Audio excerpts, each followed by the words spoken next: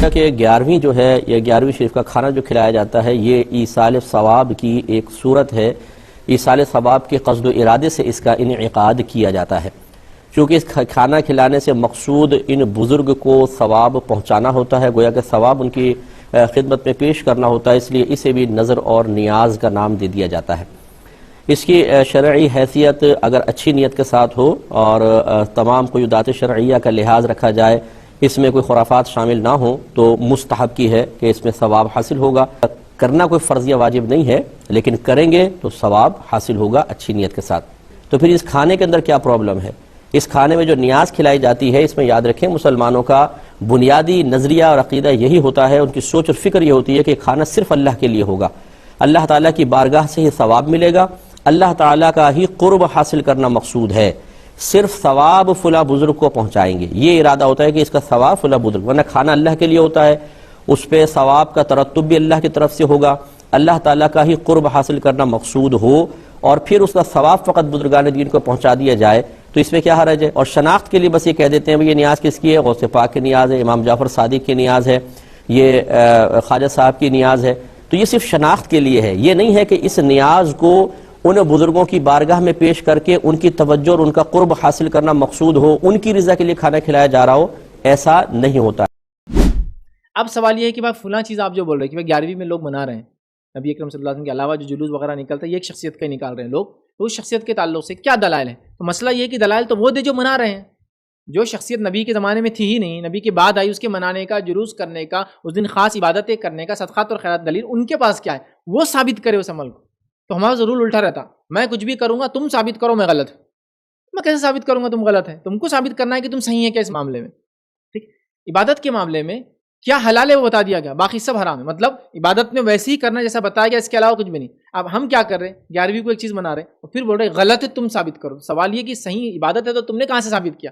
نہیں، عبادت تو نہیں ہے لیکن بڑی شخصیات ہے تو ان کی تعظیم میں تاکہ ہم ان جیسے بنے کر رہے ہیں، تو سوال یہ بڑی شخصیات میں پھر شروعات تو ابوبکر صدیق سے شروع ہوں گی نا، پھر وہاں کرو، عمر ابن خطاب کا مناؤ، اس کے بعد عثمان ابن عفان رضی اللہ عنہ کا مناؤ، علی بن ابی طالب کا مناؤ، اس کے بعد عشرہ مبشرہ کا مناؤ، ہے نا، عشرہ مبشرہ کے بعد جو ہونے کے بعد پھر صحابہ کا مناؤ، دیگر جو صحابہ تھے جیسا کہ جو ہے عبداللہ بن عباس، عبداللہ بن عمر، عبداللہ بن جو ہے زبیر رضی اللہ عنہ، ٹھیک ہے، تو یہ بہرحال بڑی شخصیتیں ہیں، ان کا مناؤ، پتہ نہیں کتنے منانا پڑیں گے پھر آپ، ٹھیک، وہ سب چھوڑ کے تو بہرحال دلیل تو وہ دیں۔ ہم یہ کہہ سکتے ہیں چونکہ نبی اکرم صلی اللہ علیہ وسلم زمانے میں وہ شخصیت ہی نہیں تھی، نہ کسی نے اس کو منایا، لہٰذا دین کے اندر یہ دین کا حصہ کبھی بھی نہیں بن سکتا، جتنے شد اور من سے جو ہے منایا جا رہا ہے۔ سوچ وچار کرنے کی، لوگوں کو عقل پکڑنے کی اور دین کو سمجھنے کی بہرحال بہت ضرورت ہے، ورنہ اسی طرح ہم لوگ جو ہے کچھ بھی کر کے اپنے آپ کو گمراہ کرتے، اپنے اعمال کو برباد کرتے، یہ سوچ کے کہ نہیں کیے۔ اور یہ سب سے بڑا خطرناک مسئلہ ہے کہ بدعت کو انسان بدعت کر کے سمجھ کے نہیں کرتا، اور شیطان بدعت کو بڑا پسند کرتا ہے، اس لیے کہ بدعتی بدعت کو نیکی سمجھ کے کرتا ہے۔ نہ منانے کا ثبوت کہاں سے لائیں گے؟ یعنی کسی چیز کا منع نہ ہونا یہ اس کے جائز ہونے کی دلیل ہے۔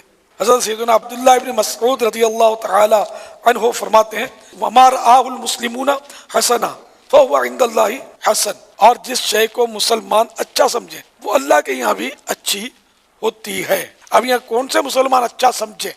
تو فتح رضویہ شریف میں اس کا یہ ہے کہ اہل علم و تقوی، اور الحمدللہ 11ویں شریف تو صدیوں سے اپنے اپنے انداز میں علماء صلحاء مناتے آ رہے ہیں، اس لیے وہ ہر چیز کے لیے یہ کہنا کہ اس کا ثبوت، تو ثبوت میں صحیح کہتا ہوں، یہ اصول ثبوت یہی ہے کہ کسی شے کے عدم جواز کی دلیل نہ ہونا خود دلیل جواز ہے، ورنہ تو آپ قدم بھی نہیں اٹھا سکتے۔ لینتر کی مسجدیں کہاں ہوتی تھیں اس دور میں؟ کارپیٹ کس طرح کے بچھتے تھے؟ پکی چھتیں کہاں تھیں؟ مسجد نبوی شریف کی بھی کوئی اس طرح کی پکی چھت تھوڑی تھی۔ دیکھیں، کھانا اگر حلال پیسوں سے بنا ہے، اللہ کے نام پہ بنا ہے، اور اس کا مقصد تھا شیخ عبد القادر گیلانی رحمۃ اللہ علیہ کی روح کو ثواب پہنچانا، تو کھانا بذات خود تو حلال ہے، یعنی اس میں کوئی حرام کا عنصر نہیں ہے، ظاہر ہے۔ لیکن اگر آپ وہ کھانا قبول کریں گے اور گھر بیٹھ کے طبیعت سے اس کھانے کو پھوڑیں گے تو ایک بدعت کی تائید ہوتی ہے، کیونکہ ہماری رائے میں یہ 11ویں شریف اور 12ویں شریف اس طرح کے جتنے متعین دنوں کے کھانے یہ بدعت ہیں، اسلاف میں اس کا کوئی ثبوت نہیں ملتا۔ کوئی ایک واقعہ بتائیں حضرت ابو بکر رضی اللہ تعالیٰ عنہ کے انتقال پر حضرت عمر نے پوری زندگی میں کبھی ان کے نام پہ 11ویں شریف کی ہو، یا ان کے نام کا کھانا کھلایا ہو، یا حضرت عمر کی شہادت کے بعد یہ کام کیا، یا حضرت علی کے بعد، یا حضرت عثمان کے بعد، کہیں بھی ہمیں کہیں بھی کچھ بھی نہیں ملتا۔ ائمہ اربعہ سے دکھا دیں امام ابو حنیفہ کے انتقال پر امام ابو یوسف نے ان کے نام پہ، امام ابو حنیفہ کا مقام تو شیخ عبد القادر گیلانی رحمۃ اللہ علیہ سے کروڑہا گنا بڑا ہے، امام شافعی کا مقام تو شیخ عبد القادر گیلانی رحمۃ اللہ علیہ سے کروڑہا گنا بڑا ہے، تو ان کے نام پہ بھی کبھی کسی نے نہیں کی اور آج بھی نہیں کرتے.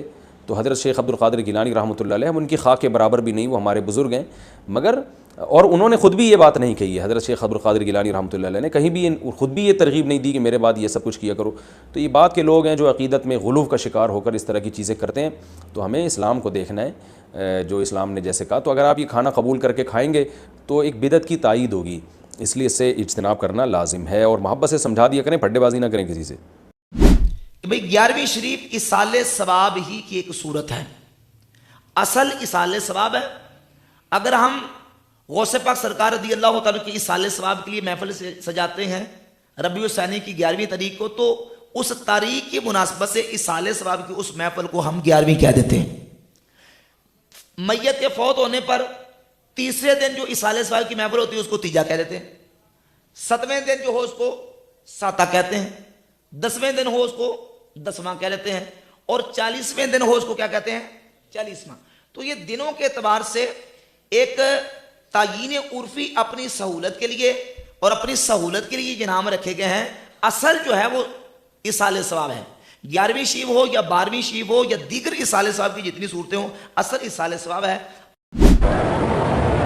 11ویں شریف کا ختم دلوانا چاہیے. خالص بدعت ہے، کھانا بھی حرام ہے، کھلانا بھی حرام ہے. یہ کہاں سے نکالی ہے ہم نے 11ویں شریف؟ قرآن میں ہے، حدیث میں ہے، صحابہ نے ہے. کب پیدا ہوا امام عبد القادر جیلانی؟ تو نئی شریعت بنے گی. یعنی پتہ نہیں کیا لوگوں نے سوچ رکھا ہے. یہ 11ویں شریف ہے، یہ 12ویں شریف میلاد ہو گیا، اور یہ 10 محرم کے دن ہے، سیاہ کپڑے پہننے ہیں، چارپائیاں بھی الٹی لٹکانی ہیں، اور یہ جناب 22 رجب ہے تو کنڈے پکا کے کھلانے ہیں. انا للہ. یہ شب برات ہے تو حلوہ پوری کھلانی ہے. انا للہ و انا الیہ راجعون. یہ تمام بدعات ہیں، ان کا اسلام سے کوئی تعلق نہیں. ایصال ثواب کو 11ویں 12ویں بنا دیتے ہیں. ایصال ثواب پہ ہمیں کوئی اعتراض نہیں ہے. صحیح مسلم میں حدیث ہے کہ مردے کو 3 اعمال کا ثواب پہنچتا ہے: صدقہ جاریہ، علم کی بات اور نیک اولاد. صدقہ جاریہ تو اس کو پہنچنا چاہیے جس نے کہا، علم کی بات کا بھی پہنچنا چاہیے. امام بخاری نے بخاری لکھی ہے، ان کو ثواب ملنا چاہیے. نیک اولاد جو دعائیں مغفرت کرتی ہے، یا نیک مال جو اولاد کرتی ہے، اولاد ماں باپ کی انویسٹمنٹ ہے، آٹومیٹکلی ثواب پہنچتا ہے. باقی کسی مسلمان کی سے صدقہ خیرات کیا جاتا ہے. صحیح بخاری مسلم میں ثابت ہے. سیدنا سعد ابن عبادہ نے اپنی والدہ کے لیے کنواں کھدوایا تھا. ام سعد کا کنواں مشہور ہو گیا تھا. لیکن ان تمام چیزوں سے شیخ عبد القادر جیلانی کو ایصال ثواب کرنا ثابت نہیں ہوتا. آپ اپنے اپنے بزرگوں کو کریں، جو آپ کے بزرگ ہیں، اپنے باپ دادا پردادا، چوتھے ملے کو ایصال ثواب کر دو. پھر اس کے پیچھے جو بدعقیدگی رکھی ہوئی ہے، وہ کہتے ہیں جی داتا دربار پہ آپ کو پتا 11ویں پہ دودھ چڑھتا ہے، علی جبیری صاحب کے دربار پورے لاہور میں، اور وہ کہتے ہیں اس لیے چڑھتا ہے کہ بھینسیں دودھ نہیں دیں گی. انہوں نے کہا کہ گوریاں دی مجھاں تہاڈے تو زیادہ دودھ دینیاں نے. آسٹریلین گائے وہ کہڑے مزار تے جاندے دودھ چڑھا دینے؟ وہ خدا نہ ہے ان کو نویں بہانے بناؤ. مطلب سائنس دا دور ہے. جاؤ لپیٹو اپنے سارے جڑا نا کوڑ کباڑ چک کے جا کے اگ لاؤ. اللہ دے بندے دودھ نہیں دیندیاں، دودھ دینگیاں. انہوں نے اتنے لے کے ساڈے کو دودھ دینگیاں. جو کھانے لوگ پکاتے ہیں نا، یہ ہیں 2 قسم کے.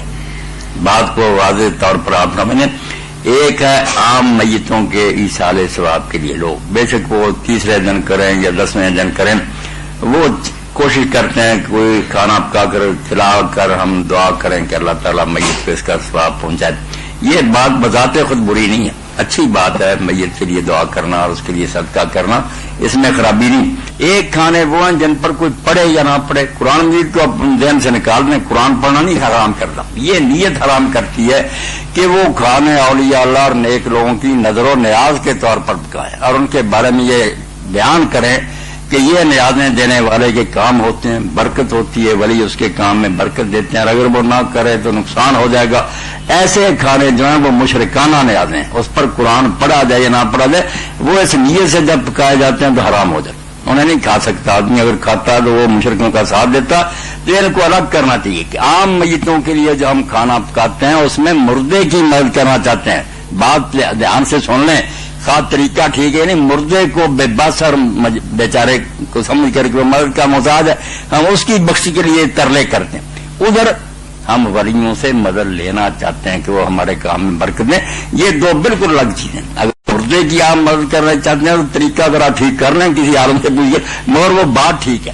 اور اگر آپ چاہتے ہیں کہ یہ نیازیں دے کر جیسے اللہ کی قربانی اور نیاز ہوتی ہے ہم ولیوں کو خوش رکھیں، وہ ہمارے کام میں برکت دیں، تو پھر تو صاف ظاہر ہے کہ یہ مشرکانہ عقیدہ وہ کھانے ناپاک ہی ہوں گے۔